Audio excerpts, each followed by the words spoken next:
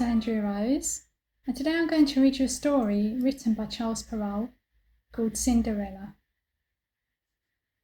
Once there was a gentleman who married, for his second wife, the proudest and most haughty woman that was ever seen. She had, by a former husband, 2 daughters of her own humour, and they were indeed exactly like her in all things. He had likewise, by another wife, a young daughter, but of unparalleled goodness and sweetness of temper, which she took from her mother, who was the best creature in the world.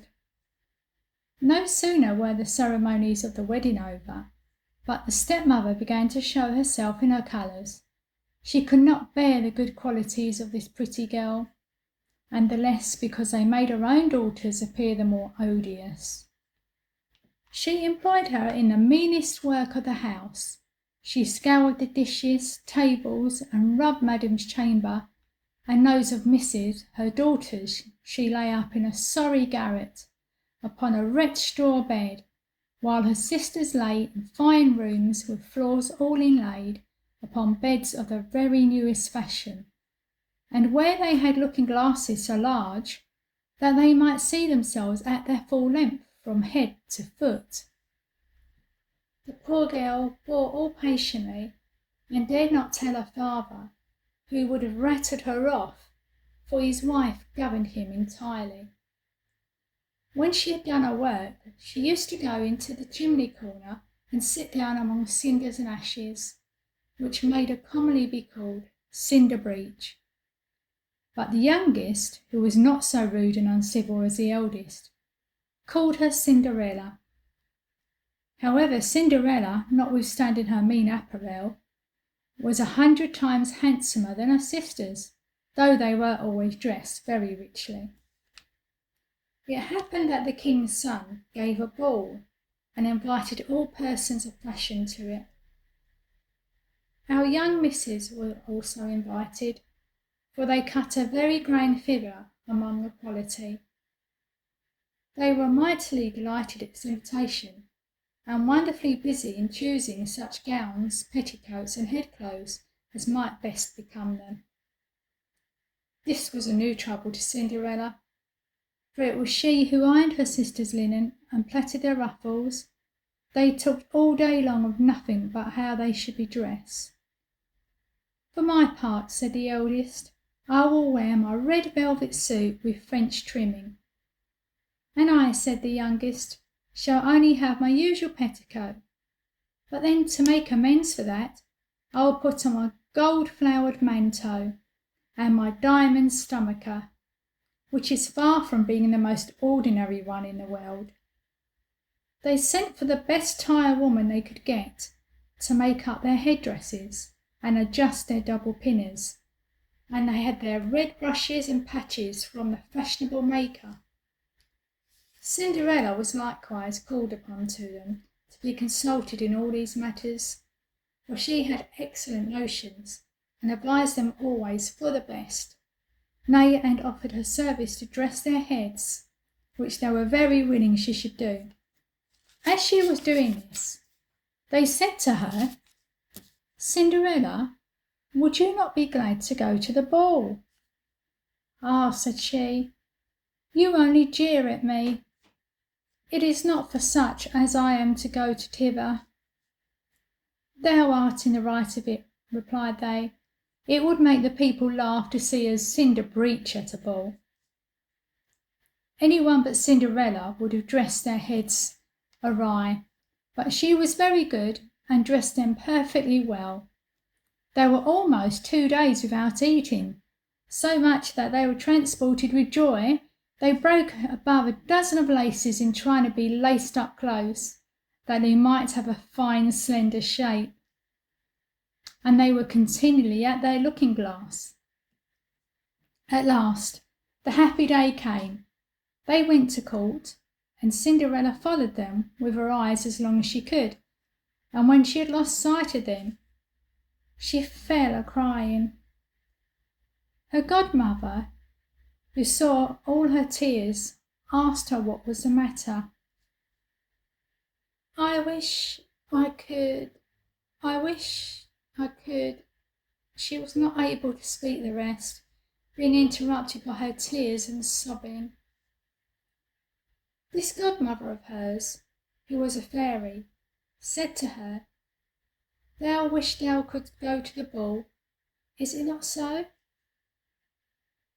"Yes," cried Cinderella, with a great sigh. "Well," said her godmother, "be but a good girl, and I will contrive that thou shalt go." Then she took her into her chamber and said to her, "Run into the garden and bring me a pumpkin." Cinderella went immediately to gather the finest she could get and brought it to her godmother. Not being able to imagine how this pumpkin could make her go to the ball, her godmother scooped out all the inside of it, leaving nothing but the rind.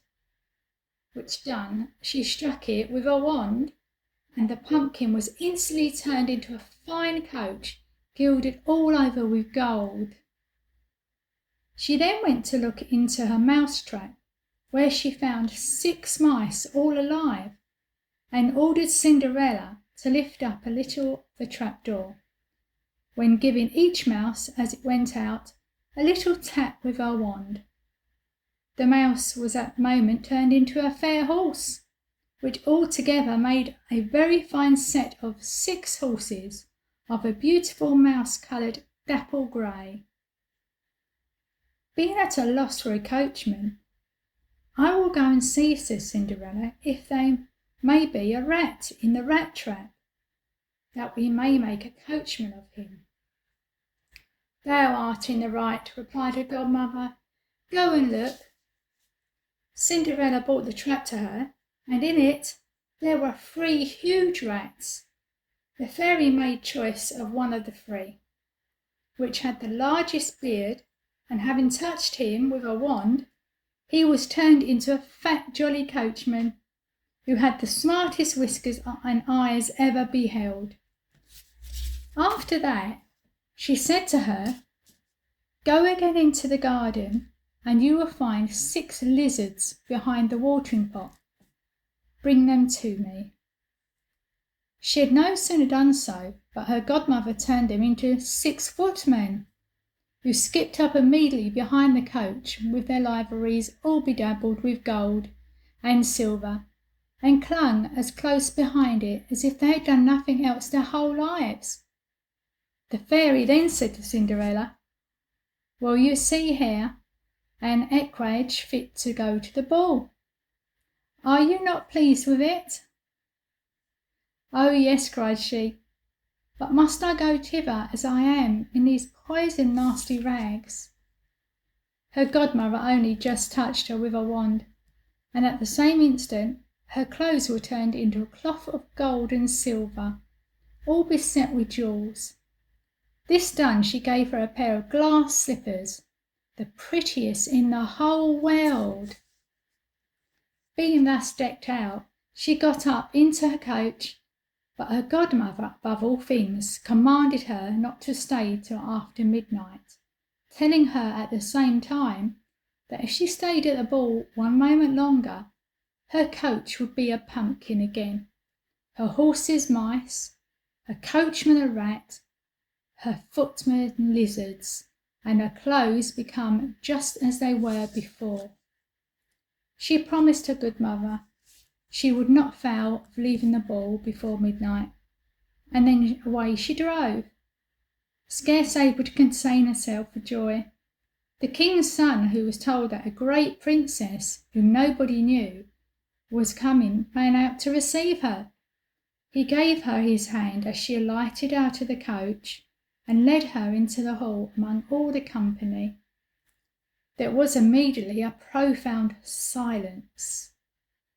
They left off dancing, and the violins ceased to play. So attentive was everyone to contemplate the singular beauty of this unknown newcomer. Nothing was then heard but a confused noise of, "Ha! How handsome she is! Ha! How handsome she is!" The king himself, old as he was, could not help ogling her, and telling the queen softly, that it was a long time since he had seen so beautiful and lovely a creature. All the ladies were busied in considering her clothes and headdress, that they might have some made the next day, after the same pattern, provided they could meet with such fine materials and as able hands to make them. The king's son conducted her to the most honourable seat, and afterwards took her out to dance with him. She danced so very gracefully that they all more and more admired her. A fine collation was served up, whereof the young prince ate not a morsel. So intently was he busied in gazing on her. She went and sat down by her sisters, showing them 1,000 civilities, giving them part of the oranges and citrons which the prince had presented her with, which very much surprising, for they did not know her.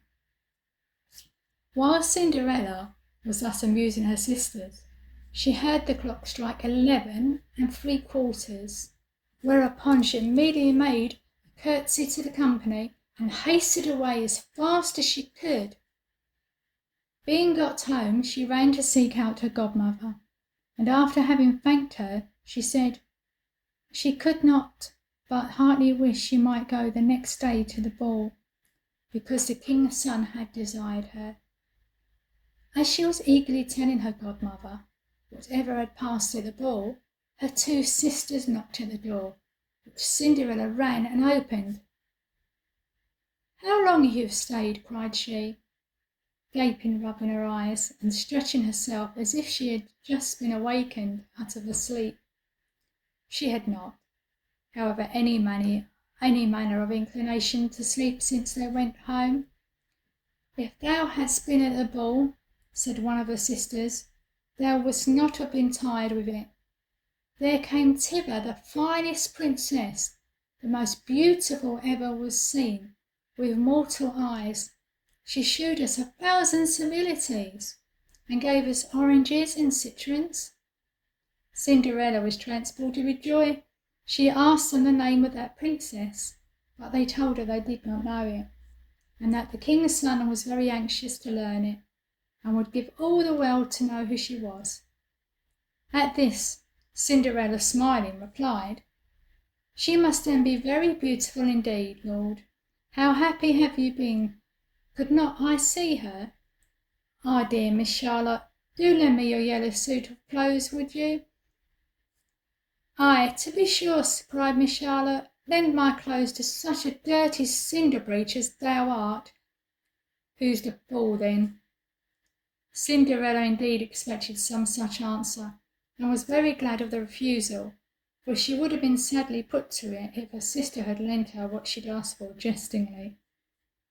The next day the 2 sisters were at the ball, and so was Cinderella, but dressed more magnificently than before. The king's son was always by her, and never ceased his compliments and amorous speeches to her, to all who was so far from being tiresome that she quite forgot what her godmother had recommended to her, so that she at last counted the clock striking 12. When she took it to be no more than 11, she then rose up and fled as nimble as a deer. The prince followed, but could not overtake her. She left behind one of her glass slippers, which the prince took up most carefully. She got home, but quite out of breath, without coach or footman, and in her nasty old clothes, having nothing left of her but her finery, but one of her little slippers. Fellow to that she dropped. The guards at the palace gate were asked if they had not seen a princess go out, who said they had seen nobody go out but a young girl, very meanly dressed, and who had more the air of a poor country wench than a gentlewoman. When the 2 sisters returned from the ball, Cinderella asked them if they had been well diverted, and if the fine lady had been there. They told her yes, but that she hurried away immediately when it struck 12, and with so much haste that she dropped one of her little glass slippers, the prettiest in the world. in which the king's son had taken up that he had done nothing but look at it during all the latter part of the ball, and that most certainly he was very much in love with the beautiful person who owned the little slipper. What they said was very true, for a few days after, the king's son caused it to be proclaimed by sound of trumpet that he would marry her whose foot this slipper would just fit. They whom he employed began to try it upon the princesses, then the duchesses, and all the court, but in vain. It was brought to the two sisters, who did all they possibly could to thrust their feet into the slipper, but they could not effect it. Cinderella, who saw all this and knew her slipper, said to them laughing, "Let me see if it will not fit me." Her sisters burst out a laughing and began to banter her. The gentleman who was sent to try the slipper looked earnestly at Cinderella, and finding her very handsome, said it was but just that she should try, and that he had orders to let every one make trial. He invited Cinderella to sit down, and putting a slipper to her foot, he found it went on very easily and fitted her, as if it had been made of wax. The astonishment, her two sisters were excessively great, but still abundantly greater, when Cinderella pulled out of her pocket the other slipper and put it on her foot. Thereupon in came the godmother, who, having touched with her wand Cinderella's clothes, made them richer and more magnificent than any of those she had before. And now her two sisters found her to be that fine, beautiful lady whom they had seen at the ball. They threw themselves at her feet to beg pardon for all the ill treatment they had made her undergo. Cinderella took them up, and as she embraced them, cried that she forgave them with all her heart, and desired them always to love her. She was conducted to the young prince. Dressed as she was, he thought her more charming than ever, and after a few days married her. Cinderella, who was no less good than beautiful, gave her two sisters lodgings in the palace, and that very same day matched them with two great lords of the court. Now there is a moral to this story. A great advantage 'tis no doubt to man, to have wit, courage, birth, good sense and brain, and other such like qualities which we received from heaven's kind hand and destiny. But none of these rich graces from above to your advancement in the world will prove, if godmothers and sires you disobey, or 'gainst their strict advice too long you stay.